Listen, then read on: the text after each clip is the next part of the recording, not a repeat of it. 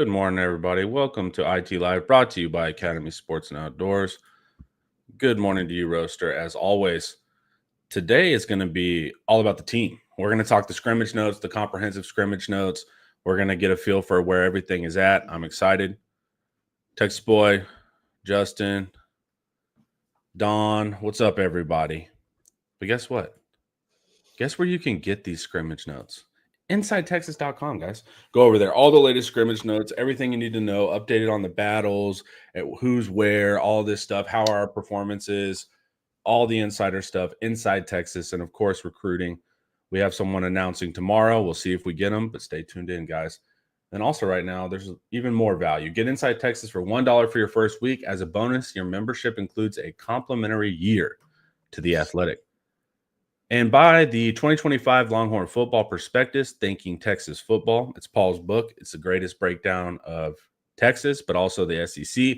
Eric has a recruiting portion. There's a great portion on the modern world of NIL and roster management, the proification of the sport. All the links are in the description, guys, if you want the physical for your bookshelf like Eric's working on right now, or you can get the digital for your Kindle if you're impatient like I am. Check it out. I'm still trying to get this room situated, as you can see. No, I think it's done, dude. I like the confidence of it. I like bookshelves without books. I think you're really making a powerful point about how reading's overrated, you know? All right. Good morning, everybody. What's the hair situation? You guys have been really excited about my haircut. Yeah. Really appreciated everyone. But every video, it's some comment on it. One more day closer to kickoff. Yep. What is up, Bert? Okay, we're gonna get into it, fellas. Let's not hang around. Scrimmage notes. We had our immediate scrimmage reaction video. Go back and watch that. Since then, we've been able to gather what occurred more and actually get the how and why of some things. So let's look at game situations first. What was the structure? That's always very important to these notes. Yeah, you got to have context. Otherwise, you could just hear about, the first team going crazy on the second team, and that doesn't mean nearly as much. Everything was ones versus ones, except for when they worked between the 20s, that was ones versus twos. And I think that's kind of when the offense had the most success. They did red zone and they did 2-minute drill, and that was good on good. And the defense obviously did better in that setting. Yeah, which we expect them to be ahead, but also they're really good. Yeah. So it's tough, man. How do you feel about that, Eric? I feel great about the defense. That's what I'm saying. I think like I've been saying all offseason, they're going to get a lot more help from the offense and the special teams this year. They're not going to be on an island like they were for way too often last season. So, you have to adjust for the fact that the defense is really freaking good. The D line is really good. The D line made it easy on the whole rest of the team. Just to give you an idea, I think the defensive tackles are going to be good, not just okay, not just adequate, just flat out good. And then you got the edges, which I think we all know are going to be good. You have to adjust for the context of the fact that they're going up against one of the top defenses in the country by season's end, maybe the top defense in the country. What do you expect for scrimmage 2? This to me seems like now the offense is going to engineer more touchdowns next scrimmage, get their confidence up. What do you expect kind of next week based off of these notes? Another important point about this practice was it was largely base defense versus 12 personnel, not entirely, but a lot of it. So next week, we're going to hear a lot more about 11 personnel, Sark probably moving the pocket, Arch on bootlegs, that sort of thing. Yeah, I think the offense is going to do better. That's just the natural flow of August camp pretty much every year. Yeah. Coach, what are your initial thoughts when you hear about the structure? I mean, look, everybody, they go into the scrimmage with a specific purpose, right? And what they want to get accomplished, right? What they want to see. It was a lot of 12 personnel. Let's see how we look in it versus base defense. Maybe you plan on using that throughout the season, so that's up first, right? But on it, like we always know, the defense is ahead. I think it's like Eric said, context matters. Content matters as far as what actually happened during the scrimmage versus just hearing things like we heard, things like, oh, this person went off, all right, but what was the situation like, right? And so understanding and knowing that really, really helps you paint a clearer picture. But for me, I think scrimmage 2 will be a lot more detailed. I think it'd be more schemed. The offense might scheme the defense up. So you hear some success stories of players going off in what situations. It'd be more game plan ready situations. So scrimmage 1 to me, look, defense, it's easy. They gel together a lot quicker. They rotate a lot. So a lot of those guys have been playing together. Offense, you need cohesiveness, man. you need more reps together, I think. And so the first scrimmage is always kind of hit or miss. Honestly, if you're rolling as an offense and defense is not looking good, then that's when I would worry. But if the defense looks good, I'm fine with it. We've been a defensive team, I guess, the last couple of years under Sark, so I expected it. To me, the offense, I think about it like a theater performance, like people are trying to put on a play. That's the offensive job. They need timing, play other roles. And the defense is if the audience just was able to attack them in the middle of trying to do their play. So it's a little bit easier for the defense in that. It's easier to break something than to build it. So look at the obvious draft picks on the defensive side of the ball right now. I mean, and you got an All-American at each level of the defense. And then Michael Taft, who knows? He's got Jelani McDonald is a very talented guy. Michael Taft might not even end up being the best overall safety by the season's end. Now, that's kind of blasphemous to say, but there's just talent everywhere. Manny Muhammad is getting ready to have a massive season. So, I mean, the defense is just ahead. It should be ahead. And then on top of it, they're very, very talented. Yeah. And they're picking up where they left off, where offense is kind of starting over in a couple different ways. For sure. All right, quarterback. How was the performance here? A little bit. The inconsistency hurt the offense here. So overthrows and an occasional tendency to feel pressure too early and leave the pocket stalled drives. Yeah, that's just a sign that the defensive line is doing what we were saying, that, they had their way with the offensive line for the most part. The offensive line was not helpless. The offense was not helpless. This was not a pure thrashing of the offense, but it was, they clearly got the better of them. Arch missed some throws. They all missed some throws, but Arch made a number of throws too. He had one that we really liked hearing about, where him and Livingston were on the same page, read the same coverage, pointed at each other, and got the conversion made. Livingston had a couple over 20 yards. It was a decent day, especially between the 20s. But again, that was when they were going ones versus twos. I'm not worried about the offense. I'm not even sure I'm going to worry about the offense if they don't play all that great next scrimmage. But they're behind the defense right now. But like we said, to be expected. National media is cracking me up because what they'll do is read these reports and they'll just take this sentence and they'll put it on a graphic. And they're like, Arch Manning's inconsistent. And it's super funny, man. It's like they won't read anything. It's so strange how it works with him. Yeah, national media is for low info fans. It's entertainment more than anything. You could read Inside Texas right now and get a better idea of what to expect from Penn State than you can from the national media. Yeah, Paul's going to have a really reasoned take on Penn State and every team in the nation. It's really remarkable. Okay, and then down the depth chart as we kind of see that battle for Caldwell and Trey Owens. What's going on there? That's too close to call, really. Caldwell had a really good drive between the 20s, took it really the length of the field. But again, who's he going up against? If he's out on the field, he's probably going up against the twos, not the ones. Or maybe he was going up against the ones at the time. I'm not sure. But he's got that veteran experience, the advantage over Trey. That's really it. Trey's got the rocket arm.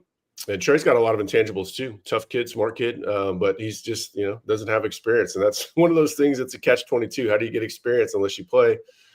But how do you play unless you have experience? And right now I think, my gut feeling is Caldwell will win that. I wrote an article last night about the depth chart, how the competitions are shaking out. But Trey Owens is not going quietly, that's for sure. Running back, man. CJ Baxter was probably the most impressive on the day. At this point, you just have to assume he's going to get carries against Ohio State, maybe 6 to 8. And then, Trey Wisner's the 1A to Baxter's 1B. But, Baxter showed really good patience and really good feel they ran a lot of stretch, a lot of outside zone. They feel like all the running backs are pretty patient. And so, they didn't do a great job of breaking big plays, but they weren't taking losses. Baxter was falling forward when he was hit. So there's a big difference between picking up 3 or 4 on first down or picking up 0 or taking a couple yard loss. So they're doing a good job of at least staying ahead, not taking losses. So that's a decent win against this defensive line. Surprised to hear outside zone, with more of a gap focus, but it seems like they're still going to kind of base out of that world and then have the gap stuff. So Well, they are working more gap. I think I would go on to say that they are working more gap in practice. Obviously, they were focusing on certain things going into this game. I think that's another thing we'll hear more about gap schemes. I think gap schemes also tie in more to moving Arch around and stuff. But well, it's not the full playbook, that's for sure. And then Baxter actually was in the knee brace. Yeah, he was in a knee brace. Yeah. On our immediate notes, we thought he wasn't, but quick Right. correction so you guys can know what's up. Yeah, we'll see with running back, man. It's an interesting room. Here we go. The battle with Clark and Gibson for the technically 2, but really number 3 spot is going to be something to watch. And then wide receiver, we got some cool news out of the scrimmage here. Livingston, not Stone, everybody. Livingston. What's the latest there, man? It's looking like he's going to be our starter, actually. Yeah, right now I've got him as a starter.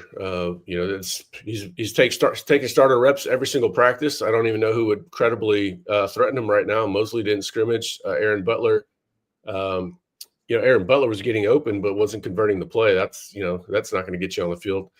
And like I said, Parker looks to me like one of the most talented guys on the team. Big, fast, good body control. Huge catch radius. Uses all of it. He's not a body catcher, and so I think he's going to play. I think he's going to start. I think he's going to play a lot. I think he's going to play well. Probably, be number 3 on the team in receptions, or at least wide receiver. He probably won't have as many as injuries, but he's going to make his share of big plays. I think he's going to make his presence felt pretty early in the season. Look, hey, I was grinning ear to ear when I read this myself. He said dark pencil. I said, okay, yes, go Livingstone.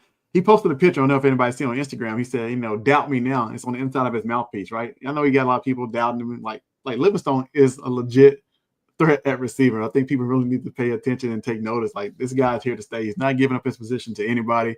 And you hear about him every single day. That means he's consistent, right? That's all you want out of that position. Time with your quarterback, takes good consistency with your quarterback. And so Livingstone provides that, man. It's going to surprise a lot of people. If you're not on the bandwagon, you better jump on now. I knew you had to jump in there, Coach. I had to, man. I love it. I love the kid. Well, roommates with Arch, that matters, right? And then what's interesting is kind of with Mosley, we're he's going to be sure-handed and in the right spots, and he'll block. But the same thing with Parker, and he gives you downfield speed. So that makes a little sense. I think he has a lot of the intangibles that they brought in Mosley for too. He just hasn't really proven it yet. He's a willing blocker. He's a smart player. And being roommates with Arch doesn't matter. Those guys are going to be watching film at the same time, going over the same things. It's going to help them be on the same page. And that's probably how they made that one connection we talked about earlier. Yeah, playing that street ball and go this way. And that's such an important feature with Arch, right? You didn't really have it in Quinn because he wasn't going to scramble out and try to hit you. But these receivers got to be able to extend the play too, right? You run your route and then he bails the pocket. Now we got to get creative, get to the sideline, whatever. So that's going to also be a new factor and level to the game. So receivers that can do that is going to be a big feature. He's not, though. He's not sneaky fast. He's just fast. He's just fast. The stereotypes don't work. He's an athletic guy. Yeah, and he hates the gym. No, I'm just kidding. Yeah. And then Mosley did not participate. So that's another thing. So we expect, I guess, if this happens with those starters, Mosley to work in. And then we were hearing some things about freshman Dalen McCutcheon and then even some Khalid Lockett stuff. So what's going on down the depth chart? I think Mosley's setting up to be a super sub, play both outside receivers, maybe even inside. But Dalen McCutcheon he's coming in. We've talked about him all offseason.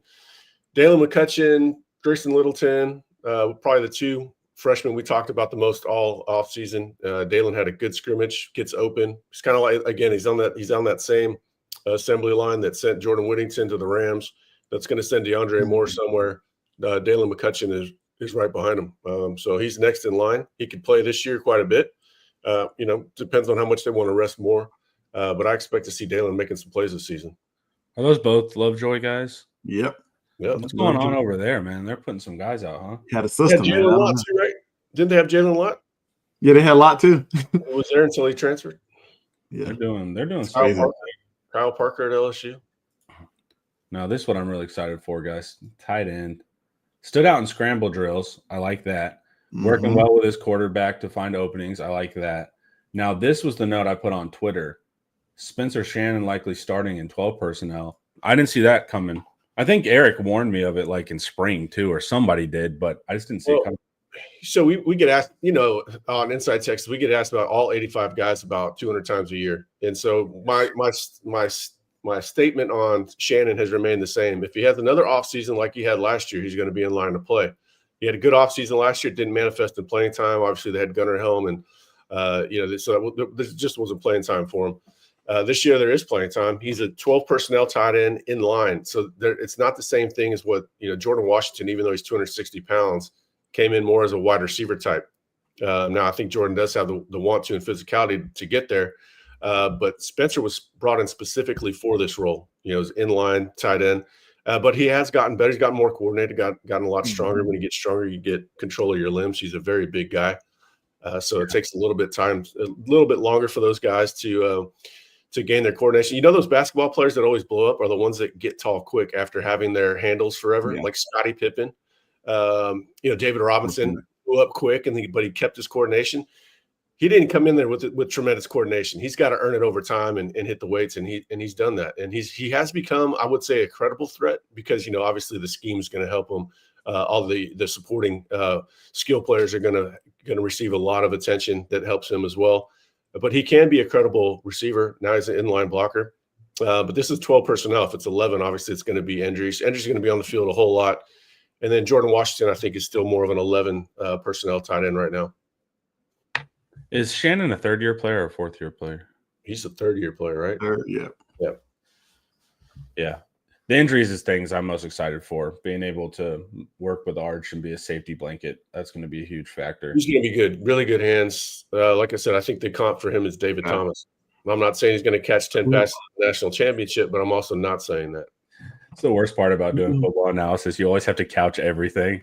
You're like, he moves like that. I'm not saying he does that because the comments immediately are like, like they would use David Thomas's outlier performance as like what the standard should Jack Andrews would be. No, he's a really good receiving tight end, and I think he's got pretty good athleticism. Banks said he's not all that big. I didn't stand next to him. I wish I would have to get an idea of how big he is. But David Thomas wasn't the biggest guy in the world either. You're right, Justin. ESPN folks probably feel vindicated after all their off seasons. No. See, they called him the breakout player. Ain't nobody's calling him the breakout player. That was a reach. That was they threw a dart at the dartboard. If the broken clock is right twice a day type thing, they're not even right because they called him a breakout, not a rotational productive player. Yeah, that'd be the funniest. The rotational productive players and try to make it hype like a breakout player. And then Winston suffered a shoulder injury. The extent is still unknown. That's a bummer because he was coming on strong, man. Yeah, we talked about him all offseason. He was going to play a lot, specifically in September. If that guy would have got snaps versus Ohio State, it wouldn't have surprised me just based on how much we've heard about him. But yeah, we need to get a time frame on that. Sark talks to the media today at 5. Maybe he'll give us some clarity on some of the injuries, some of the bang-ups. Cool. All right, guys, before we keep going to the offensive line that I know everyone's really curious about, let's hear a word from Academy Sports and Outdoors, y'all. All right. Who's ready? I'm open.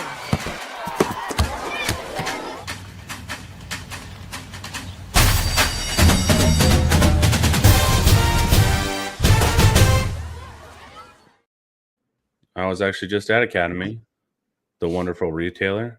Yeah. Had to get some gels, man, for running. Those things are gross, man. The little carb gels you have to take after like an hour working out, not good.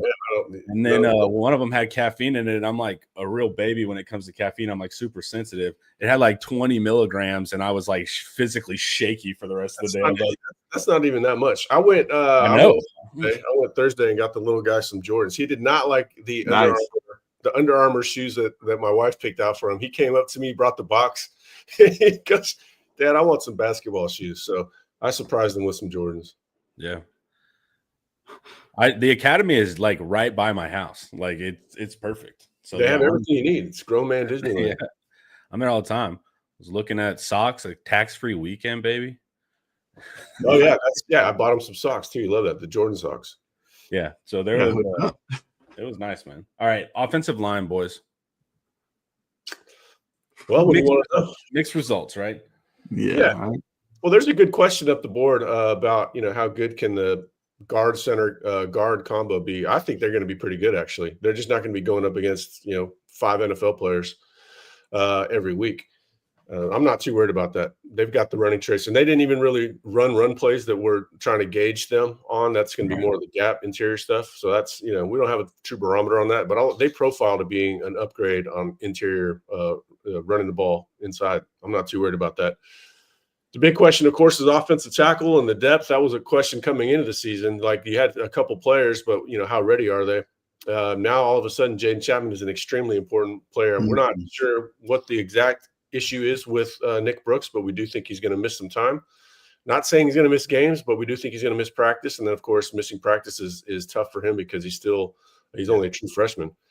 So Jaden Chapman is a very, very important man right now. Protect him and Trevor Gooseby and Brandon Baker at all costs.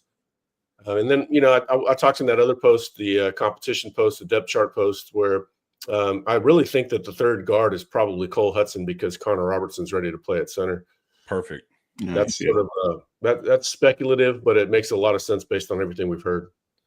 Yeah, Connor was my low-key player to watch for because of what he opens up if he's able to play. ESPN's breakout player next year, Connor Robertson. Yeah, there we go. ESPN already here first.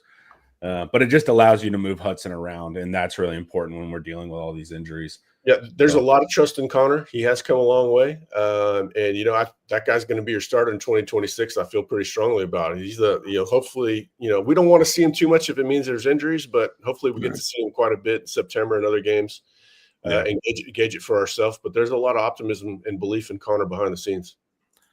What do you do now, right? So you're so thin at tackle. These guys still need to get reps, but you're also kind of paranoid that we can't afford anybody to go down. How do you even play that? Coach, you would know. How do you handle that with your players? Yeah. I'm not sure if they're two-spotting like they did a lot last year, but a lot of young guys may get more reps, especially, you may see the older guys at inside run, or you get your 4 or 5 plays and kind of get out and let the young guys kind of get developed where you're not banging the starters so much. But you still got to get those guys ready for game 1 too. So I think you'll see a ton of young guys probably maybe get more reps. Maybe like your Jackson Christian out of Port Neches Grove, right? He may get some run. You just never know. I think you got to implement the younger guys to let them get more reps, honestly. Don't you think Sark being able to move the pocket with Manning will help the O-line and the running backs? It'll definitely help the O-line. Yeah, no doubt. We're going to see a lot of that. We already saw him running a lot more bootlegs in the 2 practice windows we got than we saw previously. He moves very well, obviously, and you want him to have that run option too. And if you're bootlegging, it's not a long walk for him to get to the sidelines and out of bounds and still pick up 6, 7, 8 yards. So yeah, we'll see a lot of bootlegs this year. Anything to make defensive lines more tentative is going to be helpful. You want them to be kind of overthinking things on pull reads and rollouts, and just anything that stops them from pulling their ears back either in the run or the pass will be beneficial as well. Agreed. Defensive line. The defensive line was the most dominant group of the day. So this position unit has had the biggest turnaround in my perception this year, and I'm really excited to hear it. But when we got all the transfers, it's like we don't know if we got the dude. We know we got guys, but it's just seeming like this is not something you need to worry about anymore. What do you think, Eric? Not at all. I'm excited about it. Not, far cry from worrying about it. And I combined them with edges because they were both really good.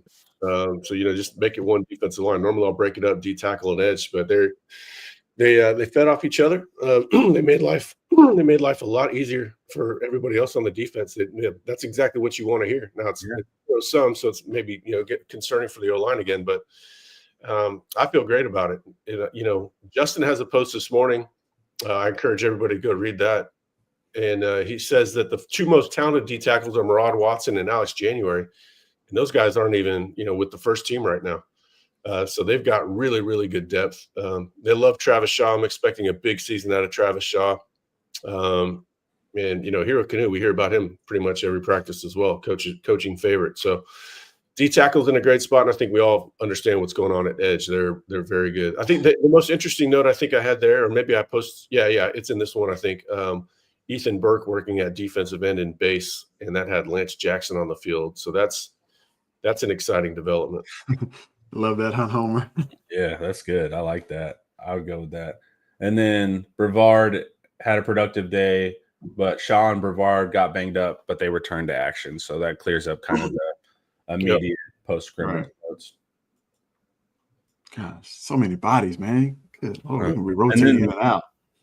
yeah, the interior line is something that I went from being nervous about to feeling good about. So that's always wonderful. Lord. And then a shocking development, Colin Simmons was a constant presence in the backfield and would have recorded multiple sacks if the plays had been whistled dead. Yeah, so what's new there, huh? Yeah, they had a very fast whistle when Baxter was getting carries and a very slow whistle when it would have been a blown-up play due to sack. Yeah. Sark swallowed his whistle to see how the play would play out. Yeah, Colin Simmons would have had multiple sacks. We all expect that. 15 sacks this season, book it. Yeah, his first step, man, is just otherworldly. And you see why those tackles jump.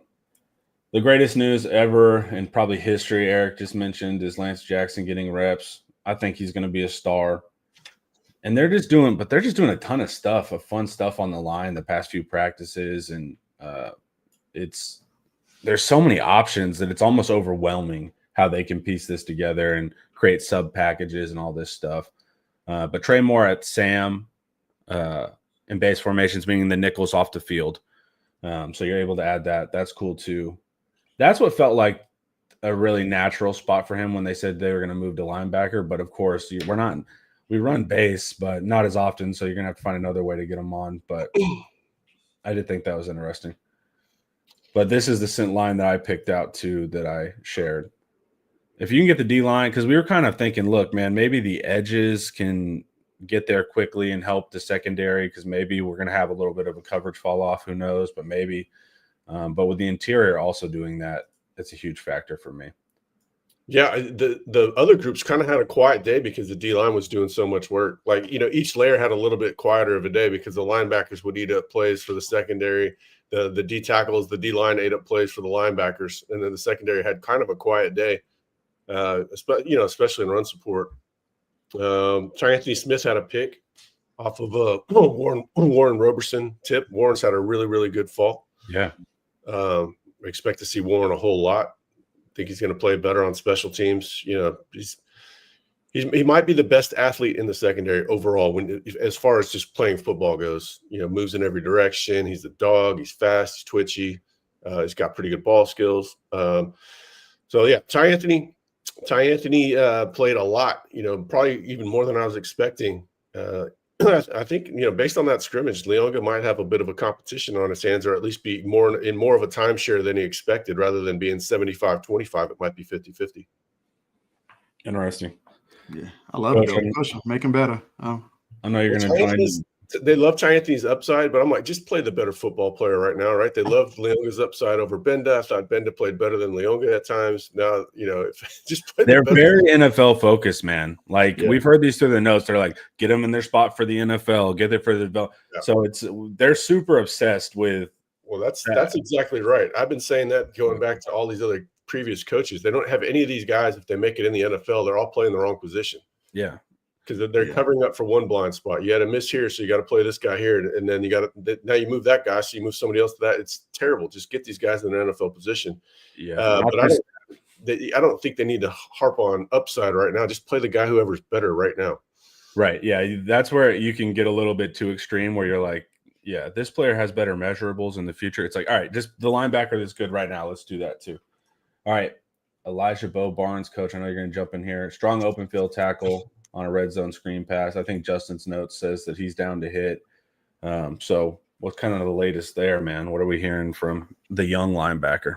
That's a good sign, making open field tackles. A bigger linebacker in space, normally you want to get those guys in space versus your athletes. But, Barnes is an athlete himself, man. I think he's just coming along. I think he's learning from the guys in front of him. He's getting the more reps he gets, I think the better he'll get, more understanding. It's hard playing college, being a linebacker in college, right? Coming from a high school game, right? You see so many things thrown at you. You're trying to learn the playbook, the speed of the game. But I think he's coming along well. I think like next year, I think you see a guy who's going to be developed under Nansen and ready to play even more next year. So, I love to hear that. I think that room is probably better than most people thought, and it's deeper than most people thought, right? If you got young guys making plays as well, I think it's going to continue to lift the floor in the room. And so I'm glad to hear that about Barnes. Yeah, there's not a lot of bodies, but there's no dead weight, zero dead weight. And hearing Trey Moore at Sam and hearing Bo Barnes making plays makes me think that Bo Barnes is going to play more than people realize. That might be that 75-25 timeshare with Anthony Hill. at Mike, and then that would be a seamless transition into next year with Bo Barnes becoming a first-year starter, but having a lot of experience. So that, we'll continue to see how that plays out. Leonga can also play Mike linebacker to spell Anthony, but somebody's going to have to spell Hill. And if Trey Moore's at Sam, it's either going to be Barnes or Leonga. Yeah. Someone asked how many defensive tackles are in a 3-4. It can depend. It can be anywhere from 2 to 3. And then sometimes you can take a kind of a tweener edge tackle into there, but that's about what it can be. It really depends. I mean, if you look at how the Niners have ran it in the past, they would play Alfred Collins at edge. You know, they've had some really, really big edges, and then you got little Nick Bosa, who's a true defensive end. But you know, Eric Armstead's like 6'6", 310 pounds. You know, some teams will use a D tackle at edge in the 3-4. Now PK has used all different types of body sizes, I should say, body parts. He's never been beholden to one rigid style. Like, he's had guys that were like 6'2", 280, which would be a really odd body type for Texas to have at that position because that doesn't have the ideal length. But he's gotten it done with all different types. Cool. Coach, you got to run. Hop back in. I'll be right back. Cool, man. All right. Secondary, Eric. Let's see. Roberson, who we've heard about a lot, has been balling. Good athlete. People get mad at him for special teams. That's technique stuff. The reality is he was downfield making the wrong play, but making a play if you can switch that over. So that's important. And then Williams had a strong red zone tackle on Christian Clark. Is he just working back from injury? We kind of hear about him more rotational. I just have the OU game stuck in my head of like sure thing starters. So, well, if he starts, who's coming out? You know, that's the thing at safety. If you can get Jelani at nickel, then you can have. That's basically what happened. Jelani got the looks at nickel. You know, we've been speculating that all off season that it would be Jelani. Little confirmation bias in the scrimmage on that you know probably will be Jelani. But if it's Jelani at nickel, then it's easy. But you know, so it seems like Derek was out there more than any other safety because Taft got a few looks too, I believe, at nickel. And Jelani and Taft were working back and forth. Jelani and Taft, there's people that feel like Jelani's best position is the same one as Taft. And then obviously Derek, you know, likes that position. Jelani can play either one. Taft can play either one, you know, but it's going to be interesting to see. I think Jelani's going to play star, and then that's, you know, nothing else really matters after that. It'll be Taft and Williams. People are asking me, does Jelani have any hesitancy to play star or anything like that? Well, you know, like we wrote in those notes that Justin had this morning, which were really good macro, higher level view of things. You know, the reason that Grayson Littleton has done so well is because he's the most bought in player. He's excited to play it. Yeah. It's a tough position. It's, you know, some people feel like, oh man, it's not going to be the greatest, you know, draft tape or whatever. We saw how much better Barron played when he wasn't banged up playing star and just out there at corner. So I don't, you know, I'm not, like I wrote, whoever the coaches put there is going to play there. That doesn't mean that everybody is, you know, running to the batter's box. Yeah, for sure. And then Littleton, what I want to see with him is just throughout the year growing into the position. Because the tricky part is if we're playing more single high, the nickel can potentially, based on formation or concept, have to carry a slot receiver on his own without safety help over the top if they don't adjust for it. So that's where I think I have my most confidence in him. He's, you know, that would be like having Malik Muhammad in that role. It's just scary if they put Jeremiah Smith in the slot purely on a freshman. I'm not even looking at it from like a talent skill because I think he is going to be your best fit for a fast slot because he's more of a corner. But I just get nervous in Ohio State in that situation. Yeah, I don't know that we're going to see a ton of Grayson Littleton in that scenario. You know, that's what I've been saying all off. Are they going to start a true freshman there? No, I don't think so. Bert, you take the hat off your ears, buddy. We were just talking about Jelani at nickel and Taft at safety. Yep, Taft would play that backside safety. Williams more in that kind of free ranging safety, and then Jelani at nickel. But that's why it's difficult because a lot of people want to see Jelani at kind of that Taft spot.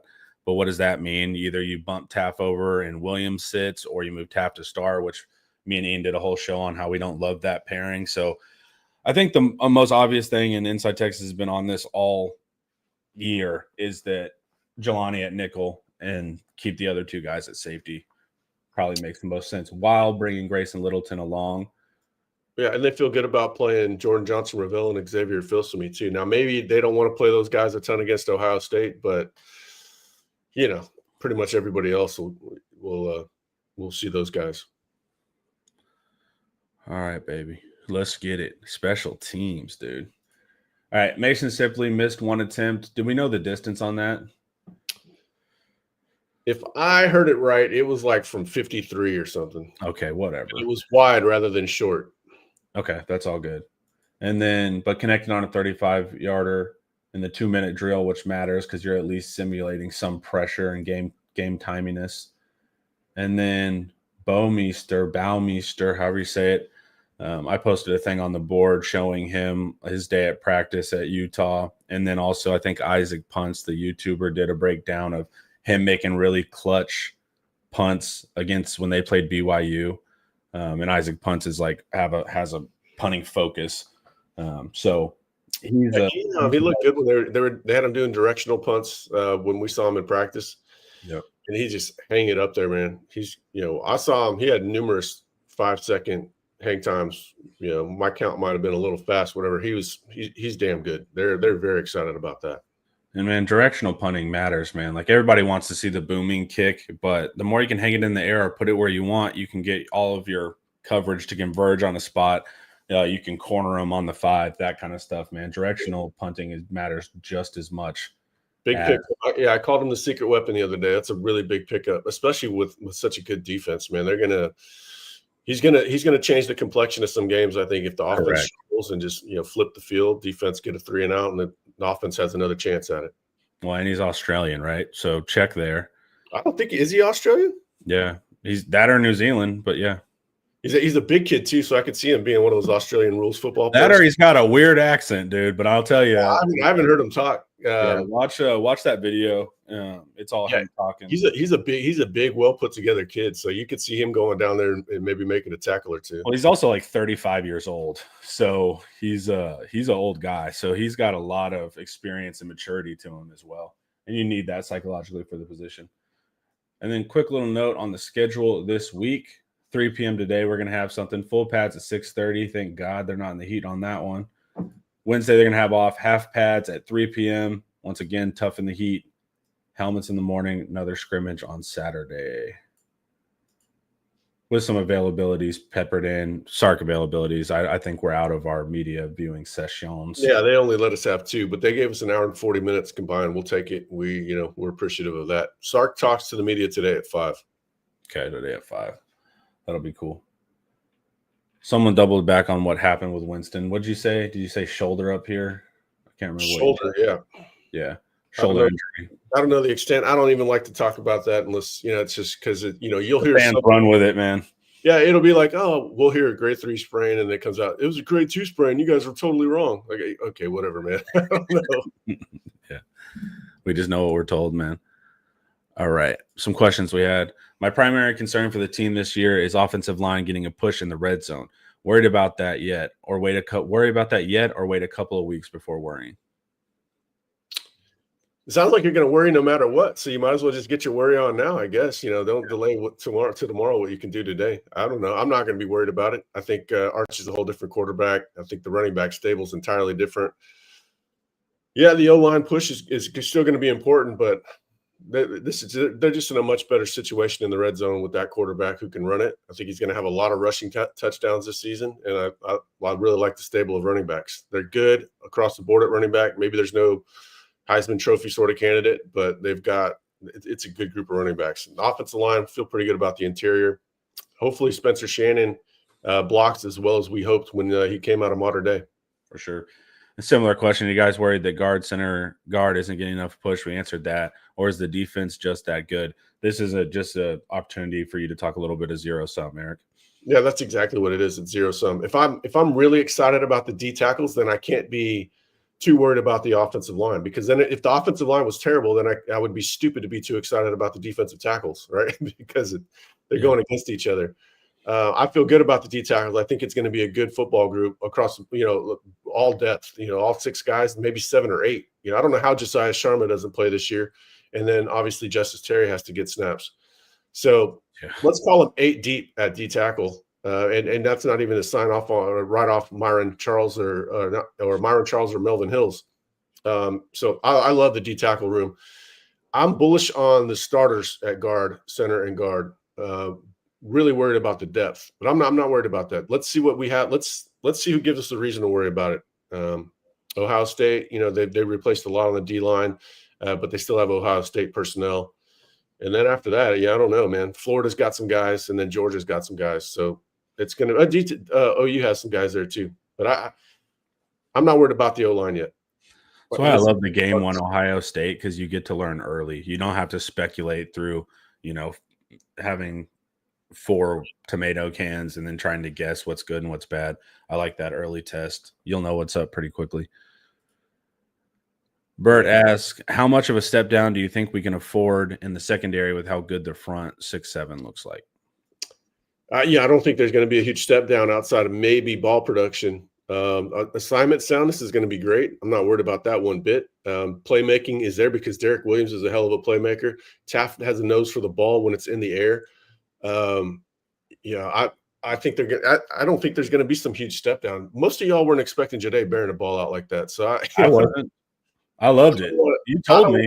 I don't want to hear about all these concerns about the secondary, because the secondary was a lot better than people expected last year. So that potential is there again. Malik Muhammad is going to blow up this season. He's going to blow up. He's going to at least double his career total of interceptions this season. And then, I really like, we should probably, if you're going to have a concern, we should maybe talk about, Kobe Black, Jalen Gilbo, but I'm not even concerned there, honestly. Yeah.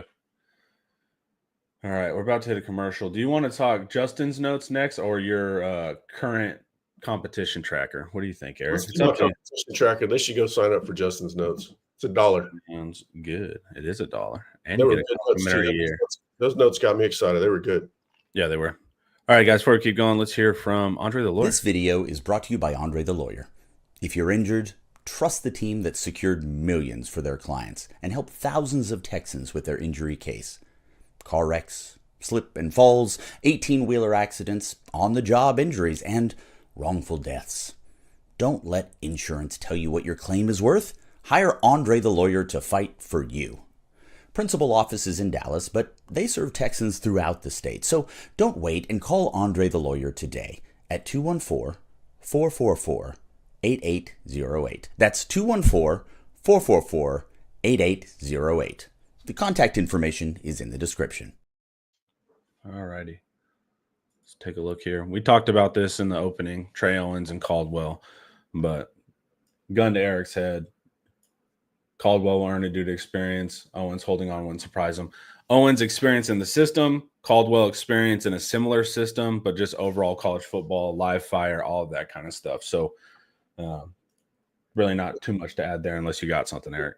Well, yeah. I think another advantage for Caldwell is, he's lighter on his feet, better athlete, can run it, can bail out plays. It has a pretty quick trigger on the RPO game. So I just think Caldwell has a little bit more advantages than Trey Owens. Sark just has such a preference for experience. I don't know. We'll see. But Trey is fighting tooth and nail. You'd love to see it. Hearing the defense was stopping our own offense is scary, though, because I know we will be one of the best defenses, meaning what if there's someone better than us? That's super common, though, in first scrimmages. Like I said, offense is so timing-based and rhythm-based, it's almost hard to hit everything on air sometimes. So I expect that. I think our defense is really good, and that's going to be an uphill battle. They'll have to scheme correctly in practice and make sure they can get their looks to actually be able to practice, because you don't just want an offense getting dominated the whole time. But in scrimmage ones, man, you should expect to hear that the defense is ahead, and that's what we heard. So that part doesn't wig me out. Now, if we're 3 days before the game and the offense hasn't scored a touchdown, then you get worried. But this is pretty normal right now at this stage. Hey, hold on a second. I need to see this. Wait, what's the paid one? Yeah. I got it. All right. Y'all tell me who his top 5 were. Thank you, Sugarcane Daddy. Not the crop changes his name every week. God bless you. Y'all see Josh Pate's top QB list is producing clickbait, part of his new on-3 contract. No, Josh generally just goes with what he thinks. Is that the one where he did? I can't remember the order, but it was like Lagway, Mateer, Cade, and somebody. Put the list in there so we can have it right. Let's see the list, dude. If the answer is no, which the answer is no, I've not seen Josh Pate's top 5. Then okay, so Lagway, Mateer, Klubnik, and Sellers are the top 4. Yeah, that's pretty bad. It's like you can make a case if you don't have Sam Levitt in the top 3. I don't know what the hell you're thinking. Klubnik, you make a case for that. Klubnik's got a chance to go. Klubnik, yeah, he's there. New York. It's also, you see the kind of like big game, exciting play style, which works in college, man. But Lagway is high, low, lows. Same with Sellers. Same with Mateer. So when I see these kind of lists and have 3 or 4 of those names, and I think they're all good quarterbacks, I'm not saying that. It just shows me that you like a certain style of quarterback play, which is really exciting, flashy stuff, but not always able to operate at all parts of the field, that kind of thing. But they're all good quarterbacks. I love Lagway. I've known him since he was a freshman in high school, but nobody's talking about his 9 picks. We don't know what his decision-making processing is going to be this year, and he has missed some time, so it's kind of that could slow his development. I think having him in top 5 is a little bit too early. Got to have Sam Levitt, got to have Klubnik, probably got to have Nussmeier too. I was going to say Nussmeier is the one missing for me that was curious. But yeah, this is just they like style, big playmakers and all of that. Doesn't always translate in the NFL, but it definitely works in college. Did you watch the SEC show on Netflix yet? I watched the episode where it was, I had to watch the one where it was A&M in Texas. A&M. Yeah. It's so that was interesting. The episode with Lagway was cool to hear him think through it. So I can't be mad at it because they all are good quarterbacks, but I don't understand that there's a disconnect between people that are picking Mateer and like Chris Doering picked him to win the high. Like, there's just so. What do you think OU is going to be this year? Why are you picking a quarterback to be so great and then the team to be so poor? Like, that's just not because they're going to have a good defense, right? I mean, so if you think Mateer is going to be good, what are you doing? What are you picking OU to do? Yeah, you will see this strange thing of like, man, Mateer, they're going to be 7-8. It's like it's a weird combination. So, and Mateer, they're going to go 6-6. Well, they're not. Then he's not going to be great. And look, man, Mateer is fun, but he has games where he's like can't do anything. And like, watch the Boise State game.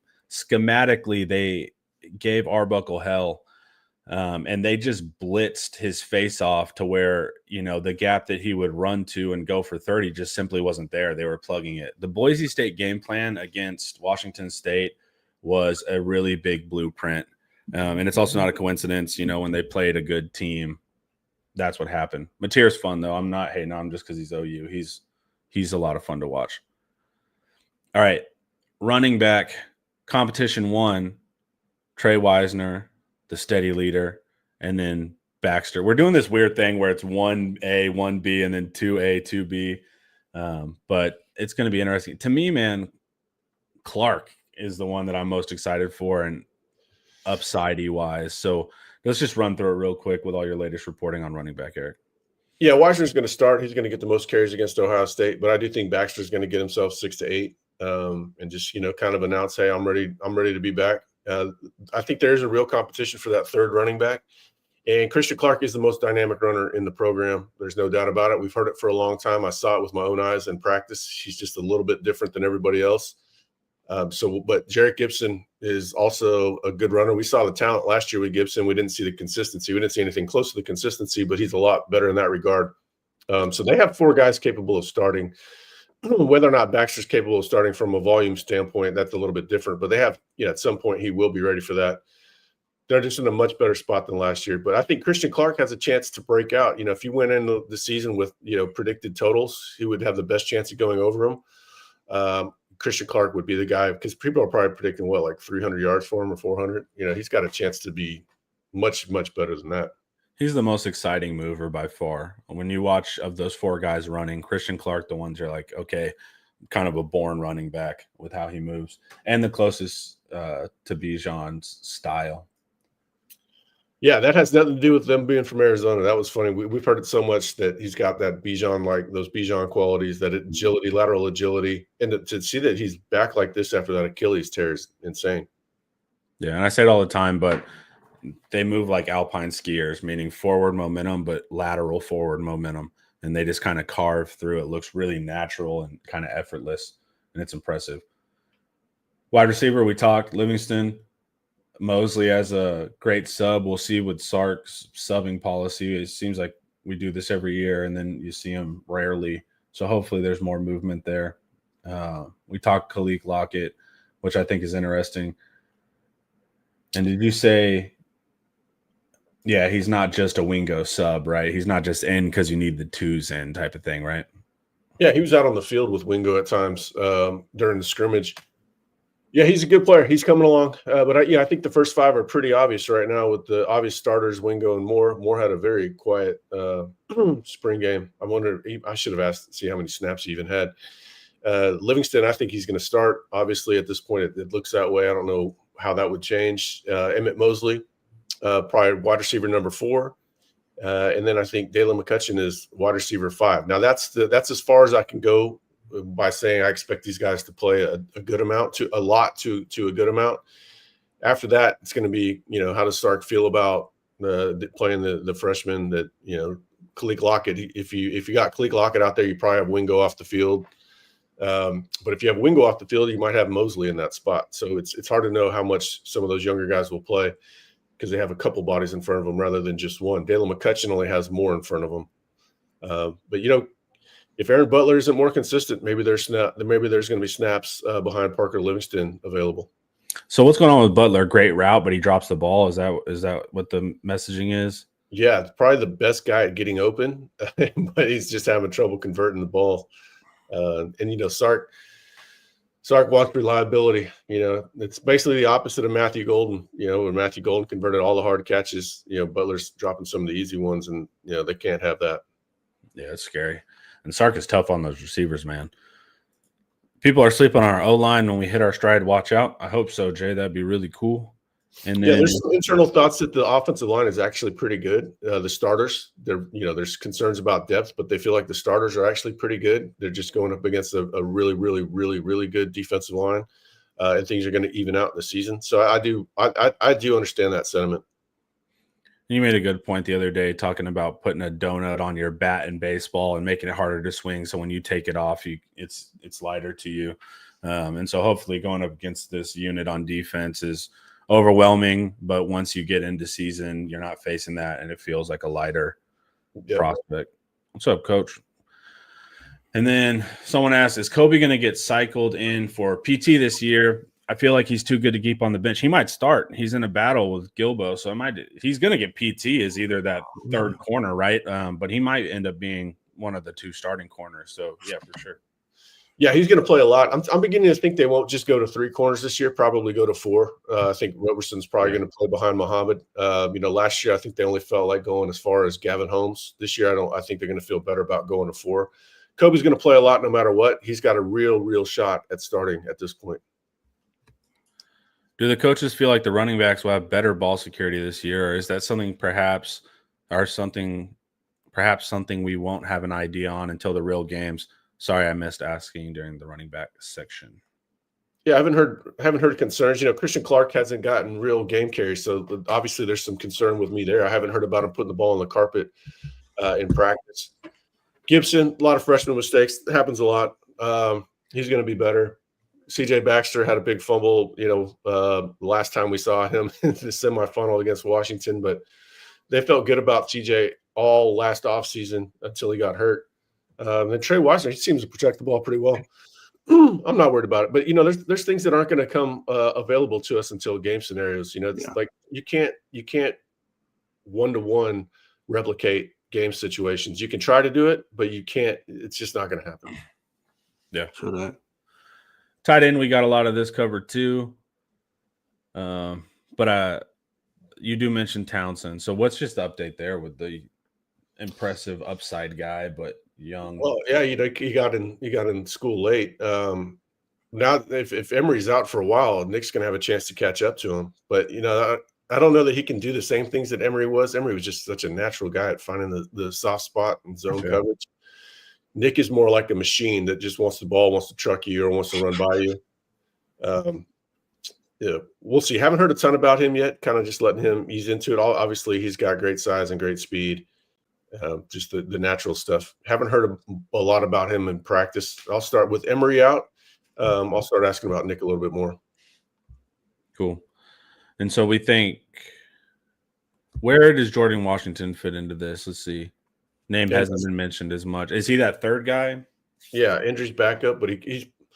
I don't think he's ready for in line yet. Like he's not Spencer Shannon, but yeah, he'll probably be the second tight end if they're in 11 personnel, but the third tight end just in general if they're in 12. Yeah, the clips of I think it was spring where we had the clips from the availability of Banks trying to teach him how to block. Yeah, he had a really long way to go. All right, offensive line. Brooks coming up lame, changes the math. We know that Chapman's importance now. Yeah. But some of the other guys I want to talk about, Kibble, Stroh, that kind of stuff. Yeah, they feel like Kibble's going to be a good player for him, but maybe a year away from now. Stroh, I haven't heard a lot. Climbing up the depth chart. He's obviously a massive guy. He's been in the program a long time. You'd feel like from a assignment soundness standpoint, he'd be perfectly fine to get in there. He's been in the program even longer than Trevor Gooseby because he enrolled before Gooseby did.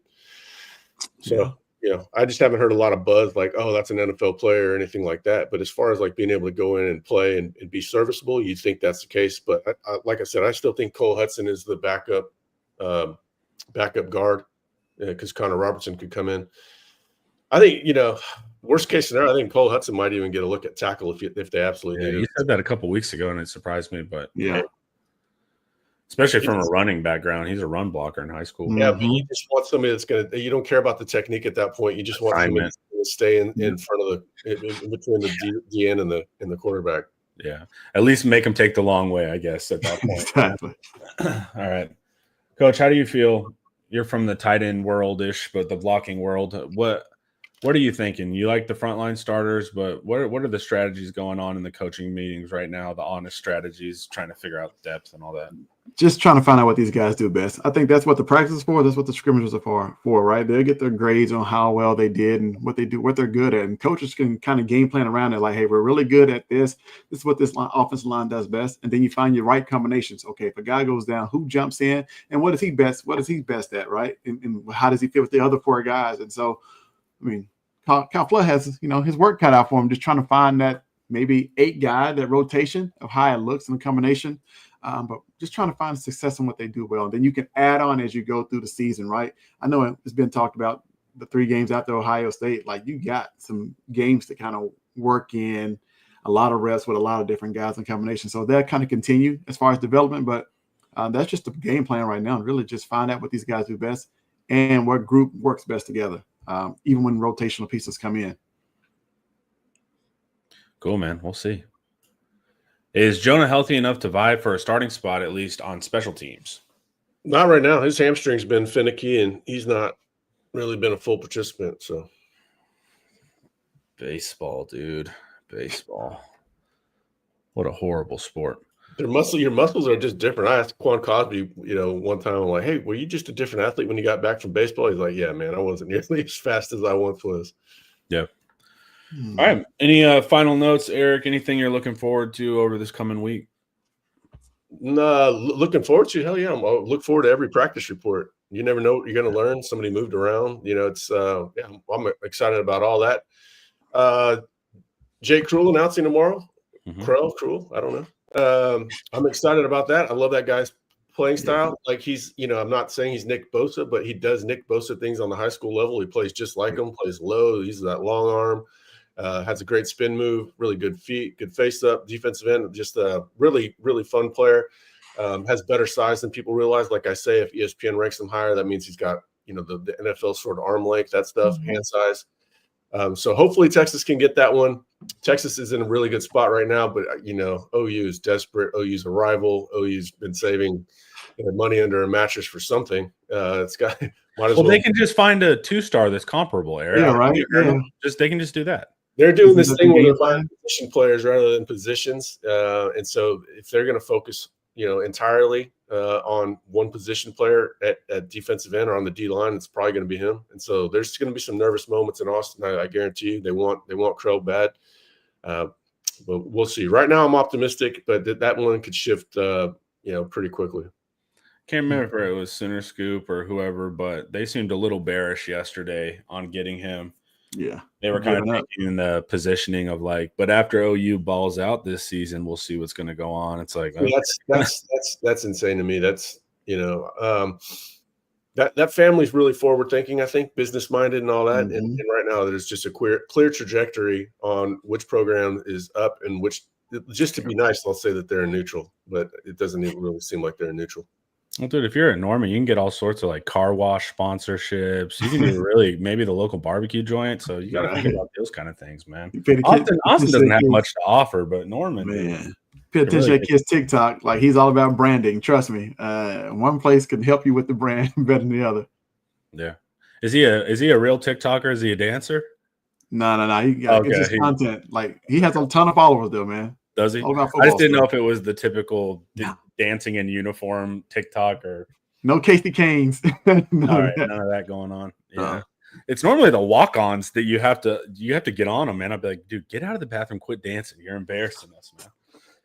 All right, guys. Guess where you can get all those practice reports, news, update, all that stuff from Eric. You guys guessed right. It's InsideTexas.com. Go there, guys. It's only $1 for your first week. As a bonus, your membership includes a complimentary year to The Athletic. Added value for you guys. But this will be the spot. Eric drops those notes quick, and you can know exactly what's up. You want to do it. By thanking Texas football today, guys. Paul's book. You're running out of time. You got, 20-ish days. Get a good feel for your team. All the links are in the description. Chat, we appreciate you. Eric, appreciate you. Same to you, Coach Dub. Y'all have a wonderful day. And then we got a full slate of videos today, guys. We're going to have Nash and Evan transitioning out of baseball season for their baseball show. They're going to be talking football. We got some cool stuff there.